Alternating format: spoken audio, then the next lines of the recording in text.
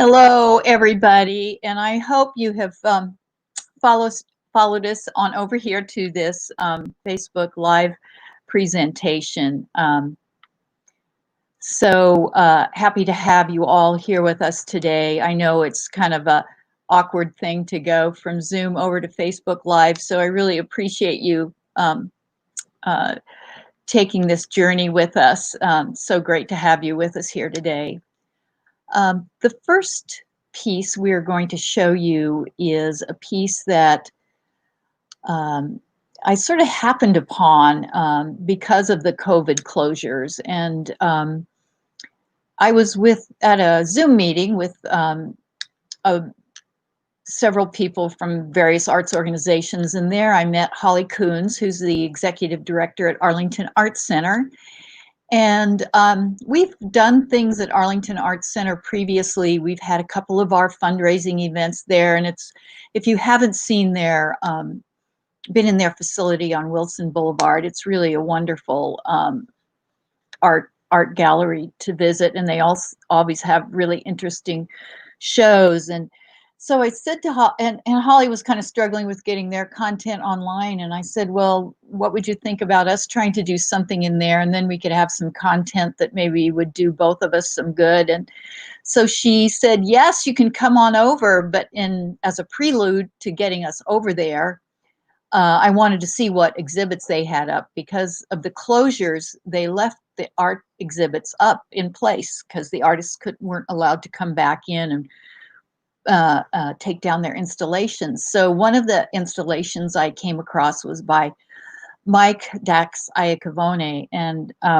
he's a Washington, D.C. resident, but he does this incredible work, and a lot of it takes place in the Southwest United States, and that's a very near and dear part of the country to me. So, of course, I was drawn to his work, and I'm going to let you just hear this short clip.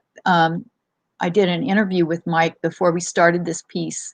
So this is about his installation in his own words.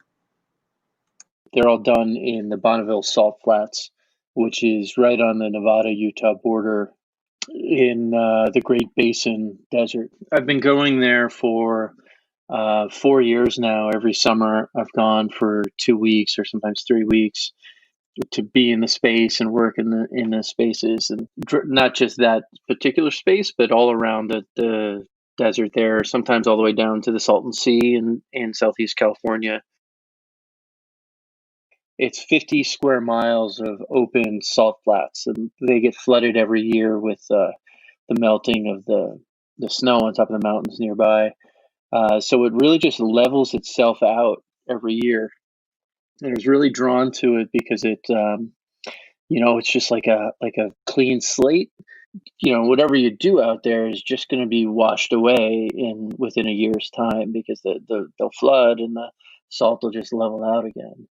It's so big, and the scale is really hard to wrap your head around. So you could go out there and you drive for miles and miles and miles, and everything looks the same. You're kind of surrounded by mountains, but everything's far off, and there's a highway to the south of you, and it feels closer than it really is, because it kind of messes with your perspective. Okay, so that's a little bit from Mike and what he was able to tell me about his work there. And I'm going to invite Philip here to have a little chat with us here. Hi, Philip. Hi. Hi, everyone. I have some questions that I'm going to, of course, I already know the answer to, but I want to hear in your words about our work there at Arlington Arts Center. And so this is a really big question, a really fun one, obvious to answer. So how did we create the movement for this piece? So this was a fun task. So we were given different tasks to create our own vocabulary of movement. So each dancer created their own movement, originally one based off of the inspiration of Mike's work. So we saw images of that, but then we were tasked to create movement using straight lines, curved pathways, different types of effort in moving. Like what if something was very heavy or what if something was very light? And so that was the start of the process. We each had our own voice. And then we went into the rehearsal room. And this was just at the start of where everyone had to be isolated, some social distancing. So this was foreign territory for us to be doing this kind of work. And we each taught each other for the first time our own phrases, which was quite difficult. We haven't been on this platform, and as dancers, we're so used to relying on each other and the physical space to communicate. So that was quite fun. And then when you watch the solo that I do at the Arts Center, that solo was not actually all my work. That was an amalgamation of everyone's voices and everyone's vocabulary and everyone's movement put together. And then you'll also see there's a variety of movements. There's big, flowy, big body moving. And then there's small phrasing that we kind of manipulated to make it more camera friendly. So this was our first time playing with the Zoom platform, but also making some of the movement really camera friendly. You'll see us reaching toward the camera and whatnot. So I think that was fun in that process. Yeah, it really was. Well, and actually, you may have already in part answered this question, but I wanted to, you brought this up. I wanted to ask you a little bit more about what it was like to transfer the movement from your own living space into an actual larger room, which wasn't so small. Right. So my living room is tiny, and you guys are going to see it in the video work. I had to, in learning the phrase and the movement, I had to sometimes manipulate it. I have a piano on one side, I have a couch on the other. So sometimes I would have to slightly change the direction so I'm not going to hit the piano. Or sometimes we do a turn and the couch magically catches me. So then when we get to such a wonderful space, such as the Arlington Arts Center, like there's no piano, there's no couch. I was so free. I could do whatever dancing I wanted. It was great. I think one of the biggest challenges for us as dancers, and for me especially going into that space, was when we were learning the choreography. We were very, very direct. That way anyone could do the phrase work. We were very direct in our teachings and how directions were supposed to be. So if you imagine a clock on the floor, 12 o'clock is our downstage, and 6 o'clock is behind us, and 9 o'clock is to my left, and 3 o'clock is to my right. And it was very, very linear. I knew my directions. I knew which way I had to turn. And then we got into the Arlington Arts Center, and the artwork, you'll see in the video, comes out of a corner. It doesn't come from a flat wall. So suddenly my 12 o'clock was a corner, my 3 o'clock was a wall, and so forth. Like all my directions slightly shifted enough that I couldn't face a wall, but I had to face a corner. And so that was a fun challenge, but it was quite nice. And I think something that really helped me tap into the art, the work itself, was the artwork.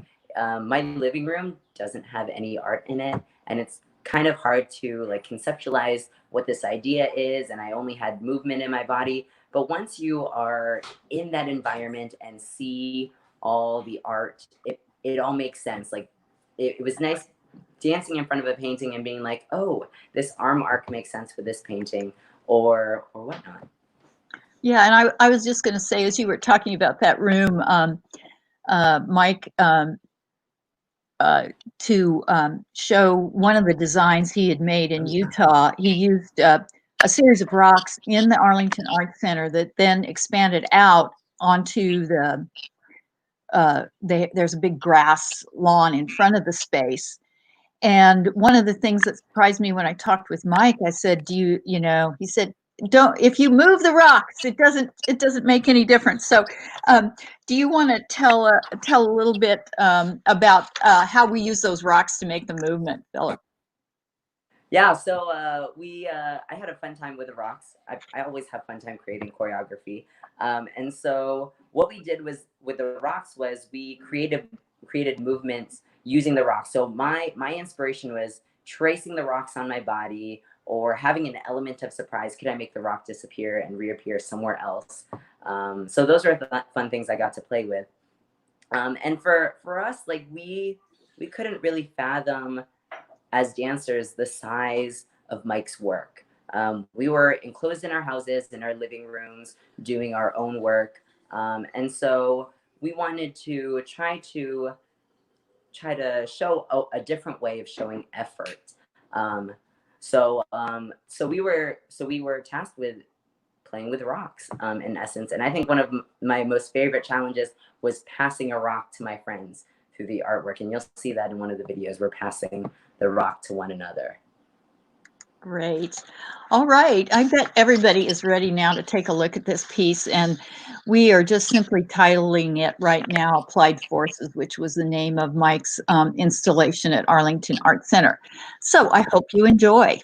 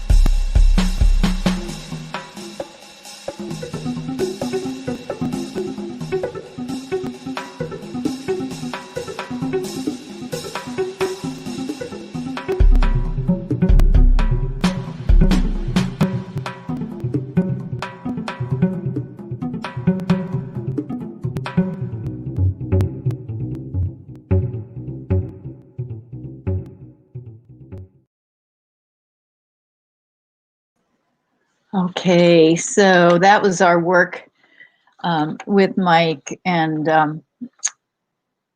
we are in the position of actually hoping to be able to do a live version of this piece at some point when we can all be together again.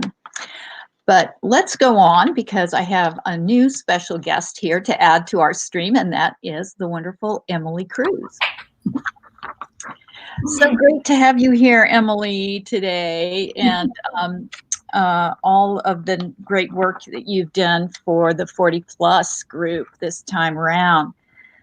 So I have a few questions for you, too. Yeah. Funny thing. Now, I'm remembering way back, and when we were struggling with trying to get the next session of 40 Plus started, our building at 3700 was originally scheduled to reopen on April 3rd. And our deadline, our date to start was April 14th. And we were like thinking, can we really do that? And then all of a sudden, no, we're not going to be able to do that. This is going to be a virtual thing. And so I just wanted to ask you a little bit about your learning curve and going, and everyone's learning curve going from in-person to virtual for this 40 Plus session. Yeah, so it was a big learning curve, and also a big sort of psychic shift to think about working on Zoom. I was a little reticent at first because I'd never tried to create a piece on Zoom and just didn't know how that was going to work. But we had an initial meeting with all of the 40 Plus dancers who had enrolled, and everybody really wanted to go forward. So I was like, okay, let's do this. And I think that, we're just really, as dancers, used to being in the same room together. And kind of Philip alluded to it too, like we rely on each other and the space that we're in and how we share the space. And, a mirror is helpful in certain cases. So it was a big shift and a big learning curve to figure out how to use the technology. Right. And I think we're still trying to figure that out, maybe.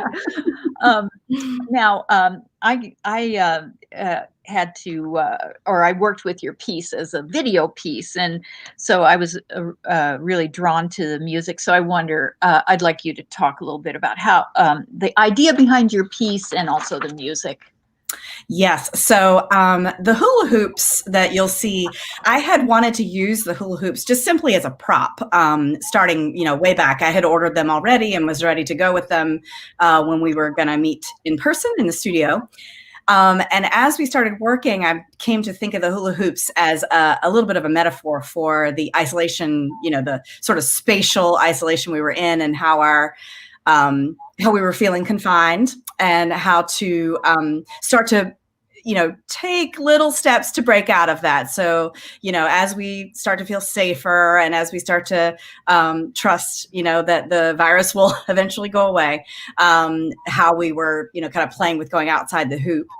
The music, I just love. I ran into that music in Morocco in the mid 90s, and it was playing everywhere. It was just very, very popular. So I bought the CD, and I've loved that music ever since. And I thought that I just really wanted to use something really upbeat and fun and kind of easy to connect to for the dancers. And I think it served its purpose for that.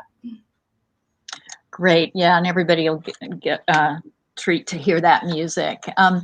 You've talked about this already, but do you want to talk about what it was like for your group of dancers to learn and recall movement, like in isolation? Like, did you find that they had the movement when they were all together on Zoom, and then as soon as they were alone, it sort of disappeared? Or that, just tell us about that experience. Yeah, I don't really know that that's the case, but what we did was we created videos to use in between the sessions so that people could go back and refresh.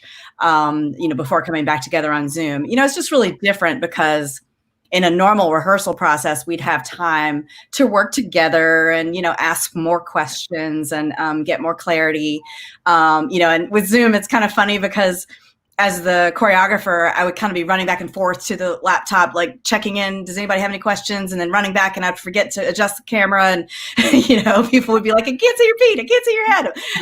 We can't hear the music. It's just a whole different thing. But everybody was super patient and super just like good natured about the whole thing. And everybody, made and created and uploaded their own videos, that we submitted to you, Jane, which is part of the pieces that we'll see that you put together for us for tonight. And, just so everybody knows, you do have to come see it in person in the day that we will do it in person, because it will be a different animal. For sure. All right, Emily, that's thank you for that great introduction. And so I think everybody is probably ready to take a nice look at Hoopla. Here we go.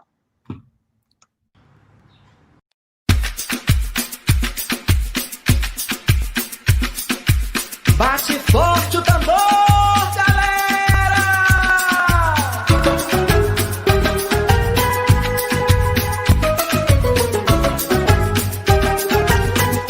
Bate forte o tambor, eu quero é tique tique tique tique tá. Bate forte o tambor, eu quero é tique tique tique tique tá. É nessa dança que meu boi balança e o povo de fora vem para brincar. É nessa dança que meu boi balança e o povo de fora vem para brincar. As barrancas de terras caídas faz barrento o nosso rio-mar. As barrancas de terras caídas faz barrento o nosso rio-mar. Amazonas, rio da minha vida, imagem tão linda que meu Deus criou. Fez o céu, a mata e a terra, uniu os caboclos, construiu amor. Fez o céu, a mata e a terra, uniu os caboclos, construiu amor. Bate forte o tambor, eu quero é tique tique tique tique tá. Bate forte o tambor, eu quero é tique tique tique tique tá. É nessa dança que meu boi balança e o povo de fora vem para brincar. É nessa dança que meu boi balança e o povo de fora vem para brincar.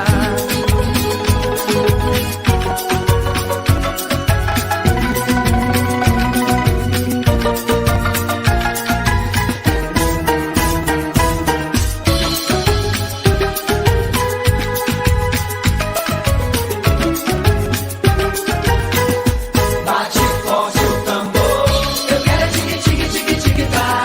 Bate forte o tambor, eu quero é tique tique tique tique tá. É nessa dança que meu boi balança e o povo de fora vem para brincar. É nessa dança que meu boi balança e o povo de fora vem para brincar. As barrancas de terras caídas faz barrento o nosso rio-mar. As barrancas de terras caídas faz barrento o nosso rio-mar. Amazonas, rio da minha vida, imagem tão linda que meu Deus criou. Fez o céu, a mata e a terra, uniu os caboclos, construiu amor. Fez o céu, a mata e a terra, uniu os caboclos, construiu amor. Bate forte o tambor, eu quero é tique tique tique tique tá. Bate forte o tambor, eu quero é tique tique tique tique tá. Bate forte o tambor, eu quero é tique tique tique tique tá. Bate forte o tambor, eu quero é tique tique tique tique tá. É nessa dança que meu boi balança e o povo de fora vem para brincar. É nessa dança que meu boi balança e o povo de fora vem para brincar. Bate forte o tambor, eu quero é tique tique tique tique tá. Bate forte o tambor, eu quero é tique tique tique tique tá. É nessa dança que meu boi balança e o povo de fora vem para brincar. É nessa dança que meu boi balança e o povo de fora vem para brincar. Bate forte o tambor, eu quero é tique tique tique tique tá. Bate forte o tambor, eu quero é tique tique tique tique tá. É nessa dança que meu boi balança e o povo de fora vem para brincar. É nessa dança que meu boi balança e o povo de fora vem para brincar. Bate forte o tambor.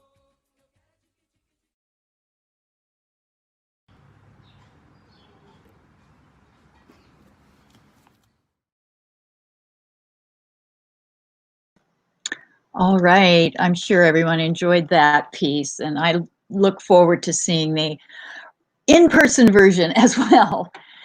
So we have one more piece we're going to show you this evening, and I'm calling it Inside Out Apart, mostly because of the locations we traveled from. One of our last rehearsals that was inside Theater on the Run, to then using this parking lot for a very informal rehearsal where we couldn't touch, and then finally being isolated in our own homes and even further outside of our homes. So I have invited Kelsey to come on with me, and here she is. All right. It's always great to see Kelsey, and she's going to tell you a little bit about this movement, because the piece starts off with a duet she does with Philip. So Kelsey, you want to tell us a little bit about how the movement was created for that duet? Yeah, so we originally started out, in my last memory of being in the studio and like working with people and touching humans was probably this experience with a videographer, Dawn, and she was just awesome in what she got out of us. And yeah, Philip and I created the movement in the Theater on the Run space, and it was really interesting to be with Philip because we worked a lot about conflict and kind of at first we worked close together with gestures and kind of like confrontational gestures, using each other's like negative space and what it meant to really like bring on a conflict inside of us. And then we worked later to create movement together that was like opposite. So if Philip went out, I would go in. Something that sticks out to me was we worked, Philip would do circle, circle, grab, pull, and I would go pull, grab, circle, circle. Something like interesting like that. And yeah, it was a really fun experience being in this space and also being videoed, because that was my first introduction to really, really starting to video myself.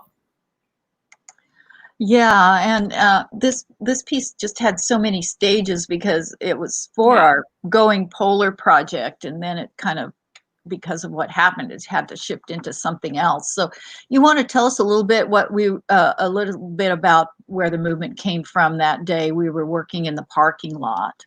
Yeah, absolutely. So, and then the next phase of quarantine, I guess, of COVID, excuse me, was we were kind of negotiating, like, what do we do? It's hard to work over Zoom and we want to see each other. And so it was late March and we arrived in the parking lot of 3700 and we're like all spaced out, like almost miles away from each other, like, hi, like, let's dance, let's try to dance. And so it was nice to see them. And this was before all the masks, the information about the mask came to play. And that day we worked a lot on phrases that Jane had given us. So she would give us phrases from interviews from people that talked about conflict or how they deal with conflict in their own life. And a phrase that sticks out to me was she asked us to create a phrase from the quote, "When it's all said and done, everybody can just shake hands and walk away." And we worked this time, not with the words themselves, but with the syllables. So how we could be sharp and precise with the sounds of the sentence. And we created some pretty cool movement with that too. And also got a sunburn. Right.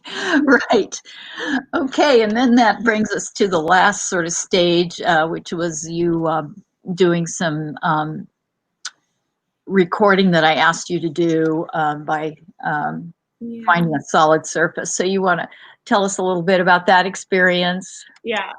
And then the final phase of COVID was in our own space, videoing ourselves. And Jane had asked us to find a clear blank space where we could work and do the dance. So we were kind of learning that our space inside of our homes was kind of cluttered and hard to kind of see. So my boyfriend, Sam, who always gets a shout out, we were on a walk and I had kind of this thought in my head, like, oh, I need to start looking for a space to do this. to record. And we found this like kind of hidden blank wall behind an apartment complex. And I videoed, well, Sam videoed me there. You know, it was really, it's an interesting experience because when you go to perform, you show up and that's where you perform. But it requires a lot of like, all right, so where are you going to stand?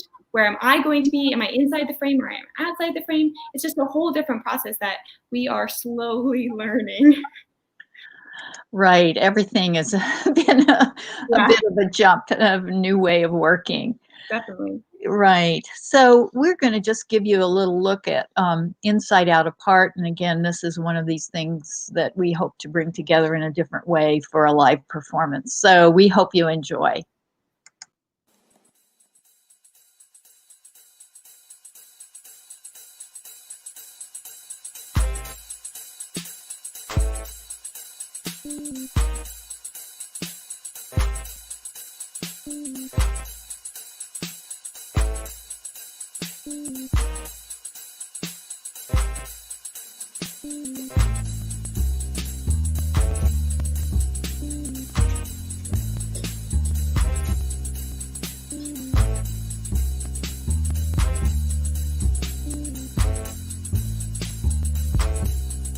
Let the games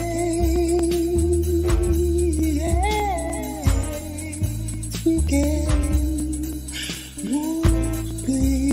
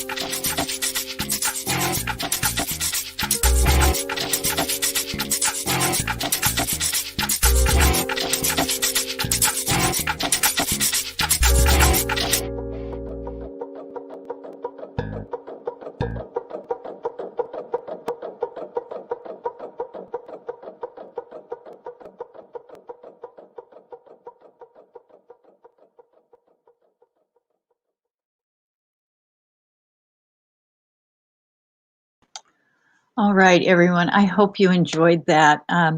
As we conclude our live broadcast here, and before we hop on back over to Zoom, I wanted to just take this few moments to thank you from the bottom of my heart for all of you who have so kindly contributed to our Artist Support Fund for the classes and for all of the endeavors we've tried through these past 3 months or so. It's been really meant a lot to us and has really helped us get going. And before we go back to the rest of the party, I also wanted to give a little shout out to our silent auction donors. And I just have a little thing to look at as we think about those good folks. So here it goes.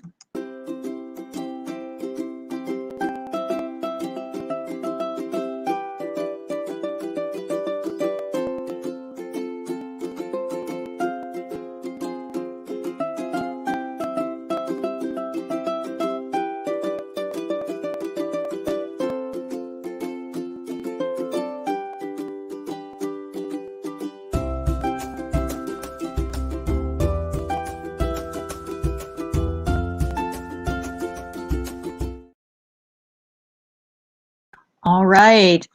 So thank you again so much. I hope you have your program handy and you can just hop back on over to Zoom. I'm just going to, Kelsey is here. I was going to add her to the stream, but I think she's hopping back on over to Zoom. So I look forward to seeing you in just a minute or two. Thanks a lot. Hope you enjoyed the show, and we hope to be back with you with some live performances and maybe another online performance in July. Thanks a lot.